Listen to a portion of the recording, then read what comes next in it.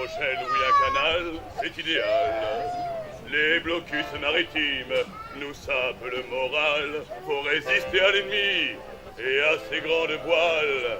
Pour notre avenir, ce canal, c'est la voie royale. Quoi? Attendez, calmez-vous, mes amis. Je vous en prie, je vous écoute. Allez-y, parlez. Ici, pourquoi ici ce canal? N'avons-nous pas déjà l'ouverture sur la mer pour exporter le vin, le sel et les céréales, importer les produits du Canada et les produits de mer? Quelle idée cette idée de canal? Irrégulariste le poil. Quelle idée cette idée de canal? C'est irrégulariste le poil. Mais y a-t-il autre chose? Oui? Eh bien, allez-y, allez. Monsieur le maire, ici, pourquoi ici ce canal? Ici ce sont nos terres et nos gentilshommes. Creusez ici votre canal, c'est un scandale. Ce sera long, ce sera sale et poussière. N'exagérons rien quand même. Quelle idée cette idée de canal? Cette idée me riche le poil. Quelle idée cette idée de canal? Cette idée me riche le poil. Une dernière suggestion peut-être? Eh ben allez, tant qu'on y est. Monsieur le maire, ici, pourquoi ici ce canal? Je parlerai cela à mon beau-père Norbert, qui fait partie de votre manne électorale. Vous jouez ici votre carrière, monsieur le maire. Pas Norbert. Quelle idée cette idée de canal? Cette idée me la risque le poil. Quelle idée cette idée de canal? Cette idée me la risque le poil. Allons. Oh, mes amis, mais ne tombez pas dans le trivial. Voyez plus loin qu'un seul débat cadastral. Voyez l'impact sur notre pays hexagonal d'un tracé en diagonale vers la capitale.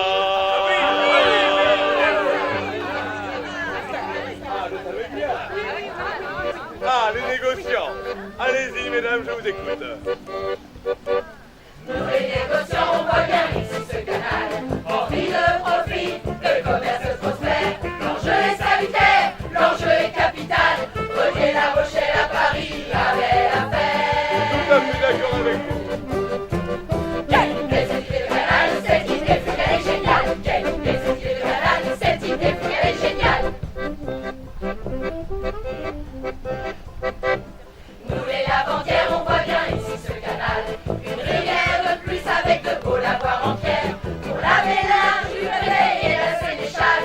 Les pas du commissaire, les culottes de la banquière. L'avez bien quand même, hein? Quelle idée cette idée de canal? Cette idée fou qu'elle est géniale. Quelle idée cette idée de canal? Cette idée fou qu'elle est géniale. Ah, les pêcheurs. On met. Fermiers et pêcheurs, on voit bien ici ce canal. Il y a des problèmes d'eau douce, d'assèchement des terres. Les eaux des marais stagnent, la base du port s'installe. Il faut que l'eau circule, le poisson prolifère. Quelle idée cette idée de canal? Cette idée elle est géniale. Quelle idée cette idée de canal? Cette idée elle est géniale. Ah, bravo, mes amis.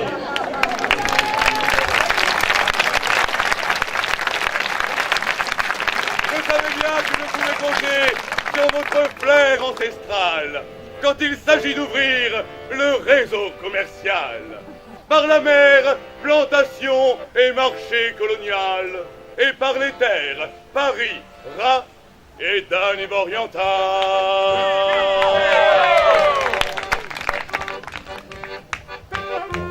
Quelle idée cette idée de canal? Cette idée elle est géniale. Quelle idée cette idée de canal? Cette idée elle est géniale.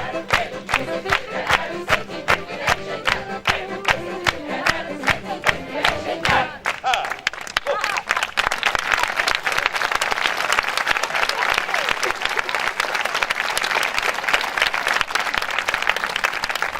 Bon, est-ce qu'ils allaient enfin le commencer ce canal idéal?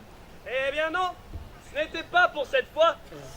En effet, le projet fut encore débouté, car le traité de Paris qui met fin à la guerre de 7 ans entraîne aussi la perte de la Nouvelle-France et du marché avec l'Amérique du Nord qui était fort dense.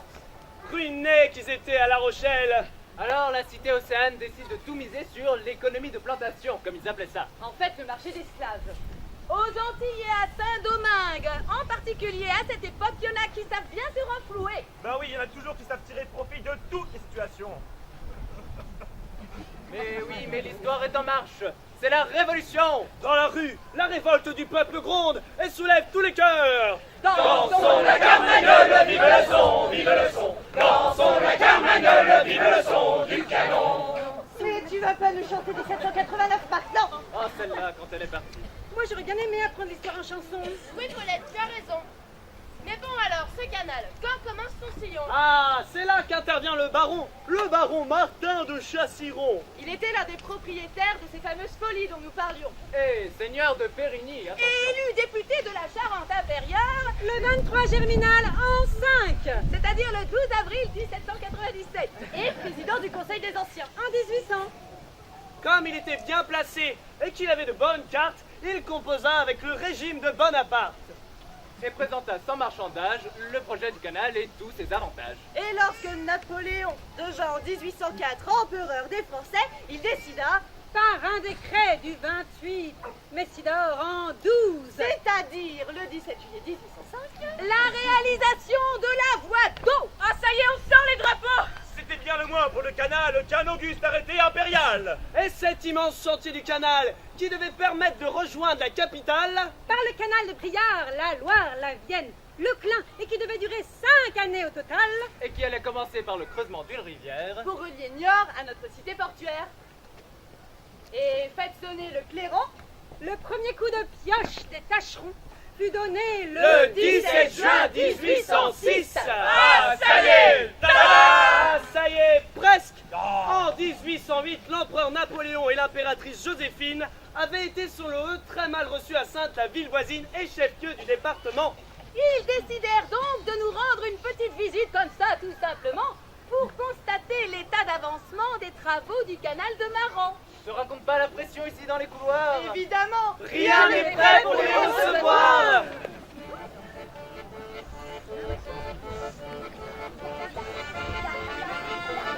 Il arrive. En retard, voilà nous sommes en retard. Le chantier a du retard comme d'habitude, c'est le bazar. Il vient voir le canal en visite impériale. Il vient voir le canal en visite impériale. Préparez vos choix, cette visite se prépare. Car au moindre retard, il devient père fouettard. Il vient voir le canal en visite impériale. Il vient voir le canal en visite impériale. Un poète au vénard, ni fier ni stobinard. Cette visite désempare, il n'aime pas le retard. Il vient voir le canal en visite impériale. Il vient voir le canal en visite impériale. Alors, Rochelet, tant de fouet pour un canal. Nous qui avons une fierté ombilicale, ne perdons pas les pédales.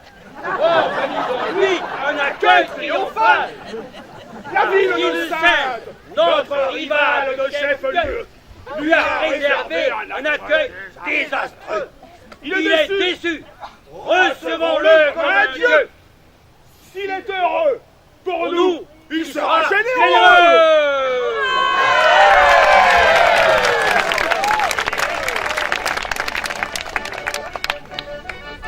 Fanfare, brocard, cigare, hussard, nagar, pétard, regard et étendard, recevons notre tsar. Il vient voir le canal en visite impériale. Il vient voir le canal en visite impériale.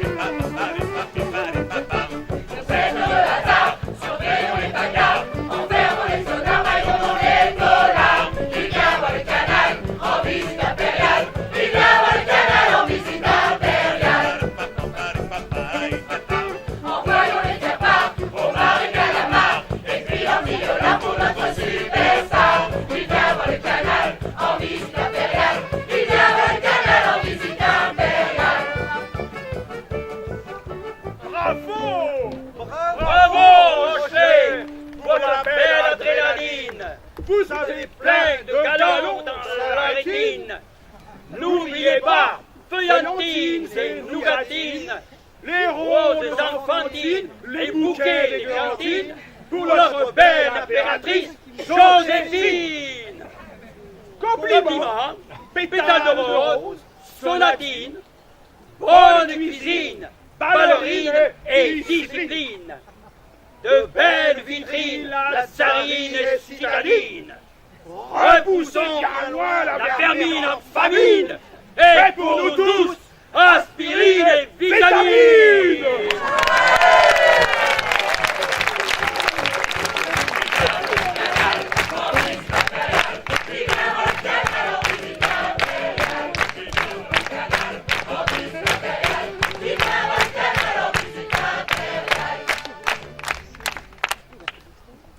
C'est ainsi, mesdames et messieurs, que l'empereur Napoléon et l'impératrice Joséphine furent reçus à l'hôtel Poupée avec tous les flonflons. L'hôtel Poupée, c'est la préfecture actuelle de la ville de La Rochelle. Par les autorités municipales qui leur firent un accueil triomphal.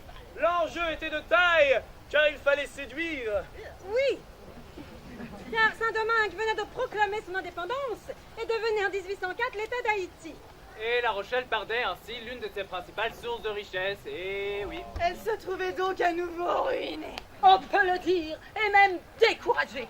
Il fallait donc trouver une solution pour montrer la richesse passée de la ville et sa pugnacité. Et le dynamisme toujours vaillant de ses habitants, et à obtenir de l'empereur qu'elle devienne préfecture unique, jalousement convoitée par Sainte. C'était ça, le hic.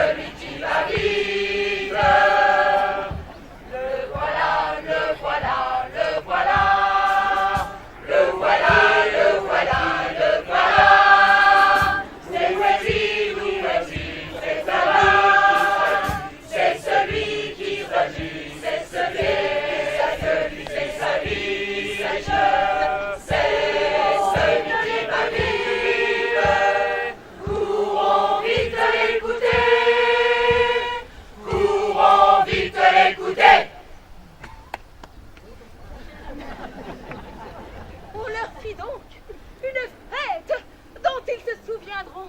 Des pétales de rose, des cotillons. Une réception à tout casser, même ruiné, il fallait épater. On leur offrit du cognac. Du cognac Napoléon, bien sûr. Ils promirent aux pauvres gens que leur sort allait s'améliorer grandement grâce au canal. Le canal Napoléon, bien sûr. Bah oui, et baptisé tout à son nom, sa marque de fabrique et de renom. Même si c'est pas lui qui fabriquait, c'est lui qui récoltait vu qu'il avait signé le décret. Tu comprends? C'est ça la cour des grands. Mais il fut vite reparti, à peine arrivé, car c'était un homme pressé. Mais c'était un homme de décret, absolument. Qui décréta impérialement Suite à cette visite, qu'il l'avait rempli d'aise, visiblement. Que La Rochelle devait devenir préfecture unique du département. Ce qui fut fait en 1810. Et il décréta aussi, pour accélérer les travaux de notre canal historique, Et en réduire le coût astronomique. Qu'on allait faire appel à des prisonniers. condamné aux travaux forcés. Main-d'œuvre nombreuse et bien meilleur marché que celle des tâcherons employés. ce qui fut fait par décret de l'empereur. C'est le service de l'administration des ponts et chaussées qui conduira le chantier et les conditions de vie des condamnés. Le 12 septembre 1811, le ministre des Travaux publics, le comte Moll, informe le préfet de Charente-Inférieure de ce que les prisonniers espagnols prévus initialement pour creuser la tranchée seront remplacés par 400 condamnés. Des condamnés aux travaux publics. Et là encore, c'est la panique. Rien n'est prêt pour les recevoir. Mais c'est à croire qu'on n'est jamais prêt à recevoir ici. Alors, les autorités réquisitionnent une maison de maître pour loger les prisonniers. La maison Château-Milan à Dompierre. Le premier convoi des condamnés qui attendent entassés autour de la chaîne comme des damnés arrive le 29 mai 1812. Et le 1er juillet de cette même année est la date officielle de début des ateliers de travaux forcés. Et là, À Bellecroix se pose le problème majeur de ce vaste chantier. Rien qu'une montagne à percer. La montagne Saint-Léonard, un cauchemar. Creuser un souterrain de 900 mètres de longueur, avec une différence de dénivellation de 30 mètres de hauteur. Et 10 millions de mètres cubes de déblais à retirer. un vrai casse-tête pour les ingénieurs des ponts et chaussées.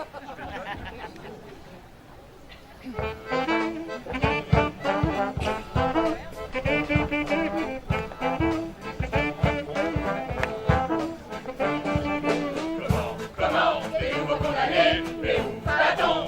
Vous parlez loger, la tour de la chaîne, les assauts peuplés, la caserne des cordonniers, saturée. Ah que voilà l'œuvre du métier, savez comment loger ses prisonniers. Ah que voilà un métier compliqué, celui d'ingénieur des ponts et chaussées.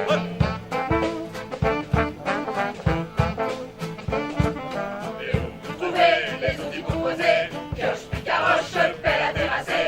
Rouet tomberont, poignard pour porter, sans oublier les mines à exploser. Ah que voilà un œuvre de métier, trouver les outils pour ses prisonniers. Ah que voilà un métier compliqué, celui d'ingénieur des ponts et chaussées.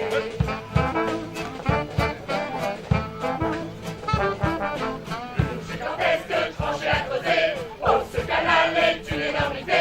On va mettre des années à y arriver, avec ces gars inexpérimentés.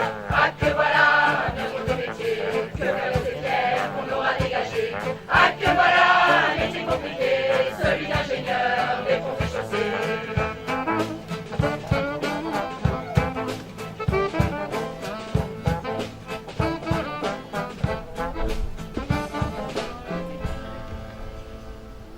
On les entasse les prisonniers, on n'a pas le choix. Ils font le chemin à pied tous les jours jusqu'à l'atelier de Bellecroix. Tous enchaînés, boulets aux pieds et bien encadrés. Oui, car les gendarmes sont chargés de toutes les mesures de police. De discipline. Et de sûreté. Et ça ne plaisante pas. Dans la maréchaussée. Où est-ce que ça ne plaisante pas? Dans la maréchaussée. Paulette, où est-ce que ça ne plaisante pas? Dans la maréchaussée. Allez, on circule. Une, deux, une, deux, une, deux.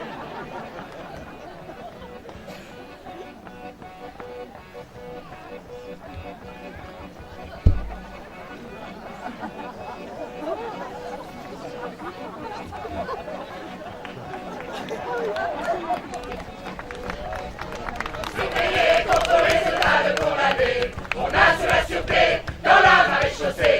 Enchaîner, réprimer, punir les évadés. On assure la sûreté dans la maréchaussée.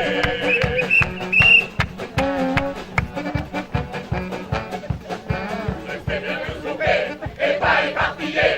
On veut des rangs serrés, c'est mieux pour vous compter. Mais arrêtez de bouger, il faut tout commencer. Vous serez tous consignés, plus déclarés de quartier. Surveillez, contrôlez ce tas de condamnés. On assure la sûreté dans la maréchaussée. Enchaîner, réprimer, punir les évadés. On assure la sûreté dans la maréchaussée.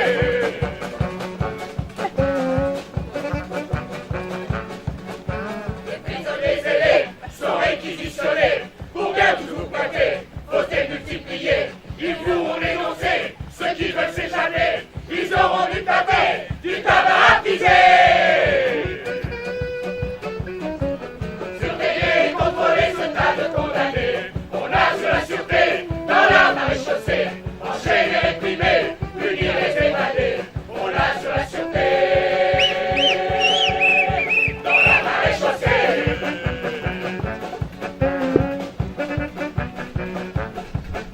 Et que les malins faits, escroqués vous serez. Vous avez à creuser, des mines à faire sauter. Vous serez plus libérés, ni réhabilités. Faudra vous habituer, vous êtes des condamnés. Surveillez et contrôlez ce tas de condamnés. On assure la sûreté dans la maréchaussée. Enchaîner, réprimer, punir les évadés. On assure la sûreté dans la maréchaussée.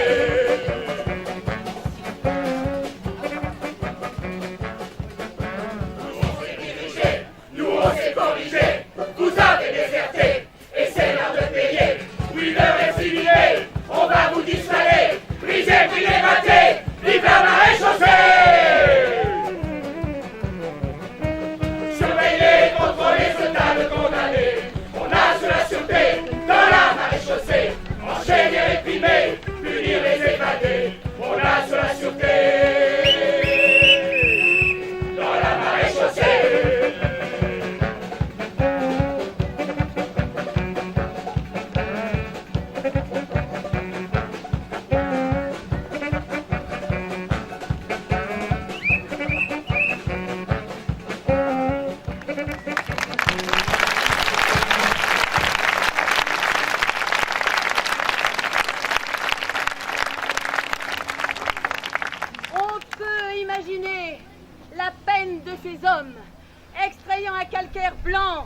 dur, poussiéreux. Aveuglés par le soleil, sans ventilation.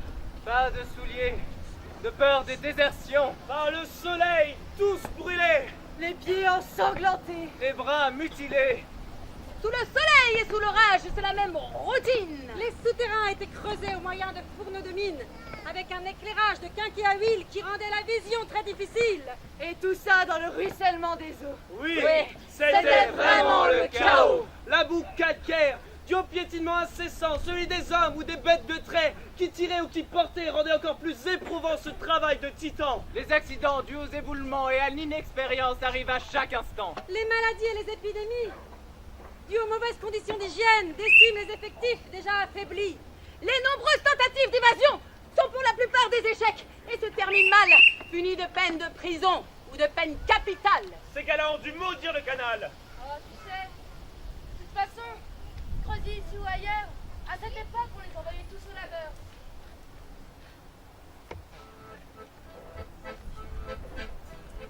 Tous les prisonniers, du pénitencier, anciens militaires, on a fui la guerre, on nous a forcés à nous engager, à servir l'armée pour de longues années. Avec croix et l'amour creusé mon gars, avec tes mains, tes jambes, ton dos et tes bras, avec croix, tu n'en parlais pas moi, c'est ta tombe que tu creuses là mon gars. On voulait rentrer et tout oublier, au champ travailler, nos enfants élevés.